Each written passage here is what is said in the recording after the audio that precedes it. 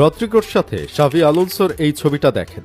যে ছেলেটাকে Xavi Alonso মাদ্রিদে আসার পর থেকেই বেঞ্চে বসিয়ে রেখেছিল, এখন সেই রদ্রিগোই শাভি আলোনসোর বুকের ওপর যে পাথরটা জমেছিল তা সরিয়ে দিল। শুধু শাভি আলোনসোর বুকের পাথর সরেছে বললে ভুল হবে, রদ্রিগোর বুকের ওপর থেকেও পাথরটা নেমে গেছে। কারণ টানা 31টা ম্যাচ গোল পায়নি ছেলেটা। কত কথা, কত নিন্দা, কতজন এসে উপদেশ দিল রিয়াল ছেড়ে দাও, এখানে তোমার ভবিষ্যৎ নেই। কিন্তু রদ্রিগো এই রিয়াল মাদ্রিদের সাদা জার্সিটাকে ভালোবেসে সবার বুদ্ধি পরামর্শকে বুড়ো আঙুল দেখিয়ে রয়ে গেলেন। আর অপেক্ষা করলেন একটা সুন্দর মুহূর্তের। সেই মুহূর্তটা ধরাও দিল তার হাতে। ম্যানচেস্টার সিটির সাথে দুর্দান্ত গোল করে কিছুটা আত্মবিশ্বাস ফিরিয়ে আনলেন।